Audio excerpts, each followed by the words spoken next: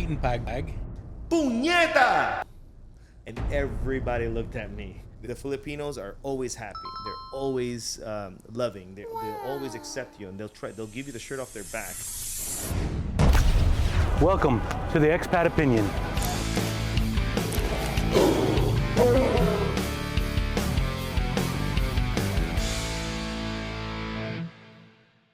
Welcome today to the Expat Opinion.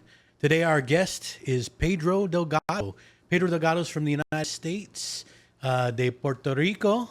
Welcome to the show. Thank you for having me. So Pedro, tell us a little bit about yourself. It's funny that you have me here on this podcast now this month, because this month is my 50th birthday. So happy birthday to me. I was born in Puerto Rico, raised as a kid in New York, went back to Puerto Rico as a young teenager, joined the Marine Corps, worked the nightlife for a good 5-7 years, then the corporate world, and now into the government workforce. Marines, huh? 25 years. Yeah. 25 years in the U.S. Marines. All Marines are infantrymen, all of them. Right. Then we have our separate jobs. Some people become lawyers, electricians, they become engineers. I was in logistics itself. I said 25 years. Wow. Yeah. Well, cheers. Thank you for your service. Huh? What made you choose the Marines? That's a good little story. So when I moved back from New York to Puerto Rico, I knew more English than I knew Spanish, of course. Parents wanted to put me in a school that knew English. And I started in one school. The following year, I decided I wanted to go to another school, but the only other school that knew English was a military academy. It's called the Bayamo Military Academy. But I remember telling my parents, I do not want to be told what to do. I'm not doing push-ups for anybody, and that's it. I'm going to go to school, I'm going to learn and graduate. That's it. I ended up being like the number 2 of the cadets there. And once I graduated, I wanted to make sure that I went to the military because I loved it so much. As soon as I graduated, literally my prom was May 24th, but I put my feet on the yellow footsteps in Paris Island on June 4th of 1992. So that's how I got into the Marine Corps. Wow. How about anybody else in your family? So yes, so it all started with my dad. My dad was an officer in the Army, and he also did logistics. My older brother, he did about 4 or 5 years in the Air Force. Of course, he's my older brother, and he's the number one in the family. So I had to try to outdo him, and Right. that's why another reason why I went to the Marine Corps. Right. So, we're here on the Expat Opinion, and so we're going to talk about your experiences abroad, outside the United States. Where have you lived outside the United States? So I lived most of my life I lived in Puerto Rico. I lived in the United States in several states, but I've also traveled all around the world with the Marine Corps. I've been everywhere from India to South America, several countries in South America, Mexico, Southeast Asia. It's been really rewarding, the experience that I've had with the Marine Corps. On top of that, the federal government had me traveling around the world as well, and I visited places like Poland. And if you don't understand how to try to assimilate, you can get in trouble really quick, because you're not from that country, right? So you have to respect their culture, respect their laws. But the Marine Corps, being in the military, helped me through that once I transitioned to the U.S. government. You lived the longest probably outside the U.S., in Puerto Rico, of course, but really outside would be the Philippines. Yes, I was able to live 5 years in the Philippines, probably the best 5 years of my life, between job and just living personally in the Philippines. It's been amazing. Was it your first time here, or you've been to the Philippines multiple times? No, so it was the first time. So I had a really good friend who brought me here to the Philippines and didn't tell me anything about the Philippines. yeah, I'm talking about you. Yeah, of course, yeah. So it was very impacting the first time I got here. I remember the first night I got here when you picked me up, and we went through this. I think it was maybe 3 miles from the airport where I was supposed to live, but it took us over an hour to get there at night. And this is talking about 11:30 p.m. or midnight or something like that. this the traffic itself. I've seen crazy traffic around the world. India is one of those crazy countries with crazy traffic in it, but the Philippines, like it was just so shocking in the beginning when I first got there. Yeah, for sure. I mean, the traffic in the Philippines is, if you can go at the same time, the same day of the week, and then the next day that you go on that same time, same day, it can be three times the amount of traffic. So it's crazy. it's definitely It's you know, crazy. It's unpredictable. very unpredictable. So Yeah. but obviously you landed in the Philippines and you started looking around. I mean, how did it differ? I mean, did you feel like it was a big difference from where you've been in your life? So like everything else, you have to. What I did to try to understand where I'm at and how to act, was just kind of like sit back and watch, right? Sit back and watch, talk to people, and see how things are done. But it wasn't that hard for me to assimilate to this culture because the Philippines, you gotta remember the Philippines was dominated and cultured by the Spanish for over 300 years. Same thing with Puerto Rico. The Spaniards had Puerto Rico for over 400 years. I believe it's 500 years.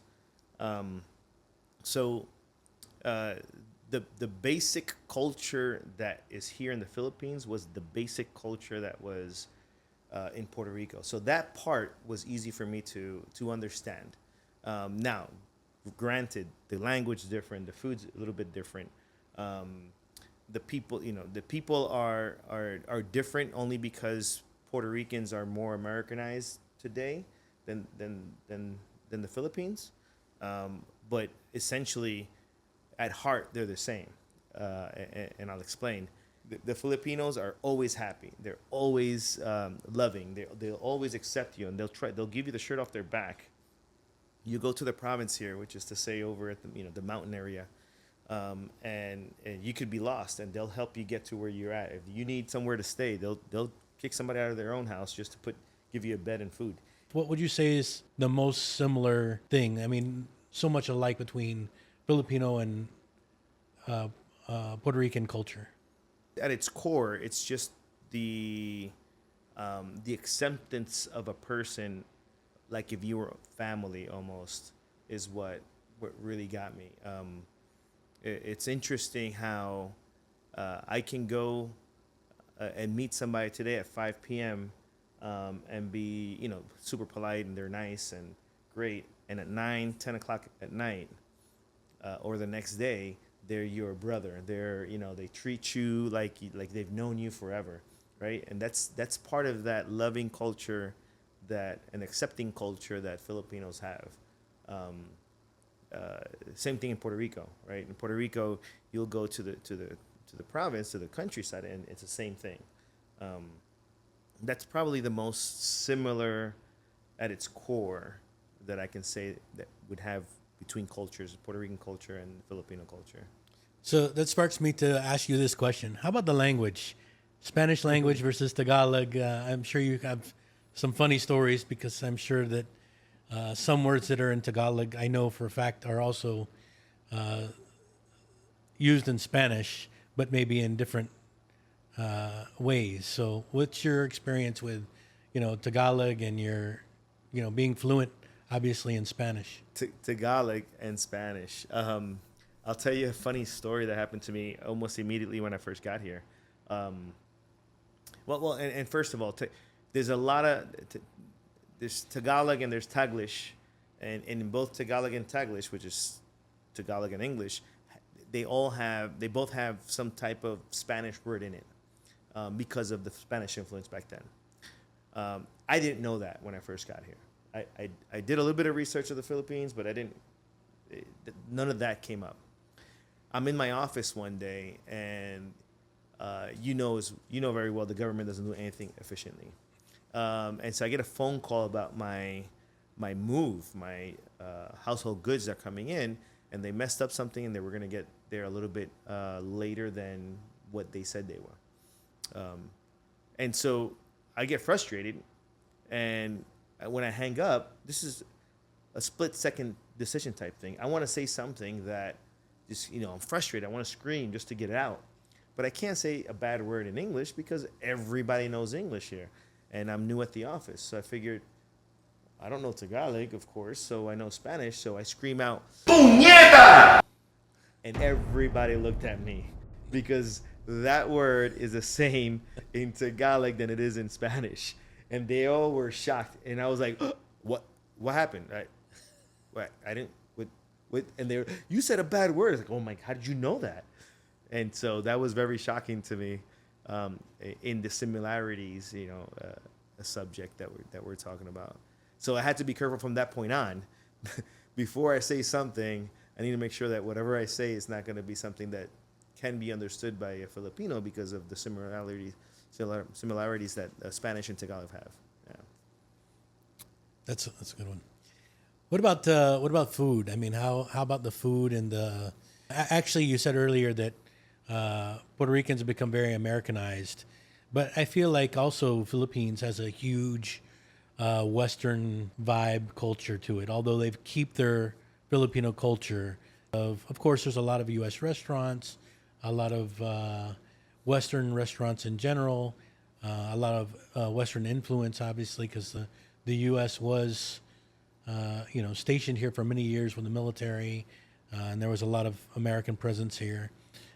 But what about like the food and the restaurants? I mean, what's your how did you take those for?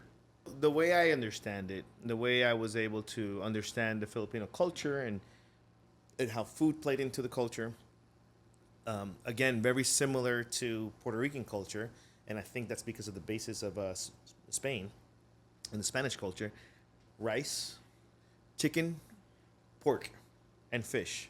That's the four main food groups here, right? Mm-hmm. And they do everything in the Philippines for the most part has a combination of one of those combinations, right? Yes. The difference is that it just cooked different, right? Different spices. They make them different. They call them different names that have the same name of Puerto Rican names, but there's a different, like adobo chicken, adobo pork is a way of making chicken and the pork, but for us, adobo is a spice in Puerto Rico. So generally, that's the way it's done. Now, because Filipinos are so resilient, they can make food out of almost anything, right? So they're huge on their soups and their greens inside the soup. So you have cabbage inside a soup with some beef, bulalo, one of my favorite dishes. They'll mix, they'll take like pork chops, cut them thin slices, and put it in this really delicious, like a sweet sauce, and they'll cook that, and they'll make this little pork and rice, garlic rice with egg on it, and that's my second favorite dish. It's called tosilog, tos for tocino, which is pork. It's amazing. It's amazing. Yeah. So along those lines, I just wanted to be reminded of a food that became very popular to me recently. I've seen a lot of shows on YouTube and everything else, and it's called pag pag. So I will ask you this. I mean, obviously, me personally, I haven't tried pag pag, but what's the most interesting food that you've eaten while you're here? One, have you eaten pag pag? No. Not knowingly, anyways. No, well, maybe not knowingly. You're right. Yeah, Right? not knowingly. But how about any other foods here? I mean, obviously, they have the famous balut. I've had balut. I remember I had balut. It was in Poblacion, Makati. But I also remember that I had to take at least 5 shots of tequila before having that. It's incredible. For those who don't know balut, it's a duck egg, except that it's a duck that's already been formed inside the egg, and they do it by weeks, right? So 8 weeks, 4 weeks, 6 weeks, 16 weeks. So the more time it's been in the egg, the more that fetus has grown. So you'll see beaks and you'll see bones and feathers and all that good stuff, and you actually eat all of that. I wanted to emerge in the culture, so that's exactly what I did. I said, I have to do this. But before I need at least 6 shots of tequila. And it was funny. It was funny. Yeah. It was a good time. I don't think I'll ever do it again. Yeah. But it was fun doing it. Yeah. So oddly enough, I mean, I tried the balut as well. I didn't try it very much for a long time, but then I tried it again because people saying, "Oh, I'd never seen you eat balut," and I was like, "All right, I'll eat balut." Right. So then there came a time where, like, sometimes we even get it now. We'll order balut, or we'll have balut at a dinner or something, and I'll eat 1 or 2 balutes. I don't eat the head, but I eat everything else. I mean, for the most part. Although I have gotten one that, like you said, was extremely, let's just say, too old, and you had feathers and everything else. I didn't eat that one. That's a little bit too much for me. But there are some interesting cultural foods that are eaten here that I would say that I don't care to try, but definitely good. So what about what's your favorite overall? Your go-to, like you have one meal left in the Philippines. What's that meal? It's got to be tocilo. I love that tocino, the way they make the tocino and how they did the garlic rice with it. And you put that fried egg on top of it. It's just my go-to for everything, either for breakfast, for the day after drinking. I had a great long drinking night. That's great for comfort food. But the flavor of that tocino, of that pork, is just phenomenal to me. Yeah. So for our viewers and listeners, let me ask you this. You moved here, somewhat of a culture shock because you're on the other side of the world, different time zone. What was it like living here? I mean, actually, getting up, dealing with everyday life. In the beginning, it was a little bit. I had to get used to it a little bit. Traffic here is horrendous. One thing I don't miss about the Philippines is traffic. Right. When you're traveling from your residence to your office and it's only about a 5-mile drive and it takes you about an hour and 15 minutes to get there, there's a lot of road rage that develops that you never had before, right? Yes. That I had to get used to that. But, at the end of the day, you learn just to be patient. You look at everybody else in traffic, and they're just, every other Filipino that's in traffic is just used to it because they lived their whole life that way. They grew up and they were born into the traffic, and it's a normal to them. So you just you learn from them and go, okay, well then I'm here for 2 hours, then I'm here for 2 hours. It is what it is, and you keep on going. It makes no sense to get high blood pressure over it, right? Yeah, but it's hard not to. It's hard. I agree. I mean, it's hard not to. Yeah. But it got to a point for me that I would rather be immersed in the people of the Philippines than be in the office that had mostly Americans. Right. It's a different vibe. It's a different, even for work, right? I would rather talk to Philippine government people, whether it be at lunch, whether it be at a birthday party, or whatever event they invited me to, and talk to them than talk to anybody in my realm of people, right? Of U.S. people. Not because we were bad and they were bad. It was just that the love and the caring that they put into hosting you is way different. It's a different vibe than what regular Americans would do. Yeah. Most Americans. I won't say all, but most Americans. Yeah. Well, I'll say that what was a little bit different for me is when we talked about the difference between Puerto Rico and the Philippines is, for me, they're very similar, of course. But I would say that you always go to a party in Puerto Rico and you have to dance. There's not a dinner. There's not a cocktail hour. There's not a party at the house where people are not dancing. I mean, salsa dancing, merengue, bachata. It's all night long dancing.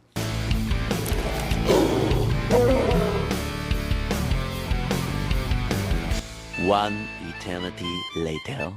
They dance a lot, but their main thing that you are not going to miss out on is karaoke. Karaoke. Oh my God. Yeah.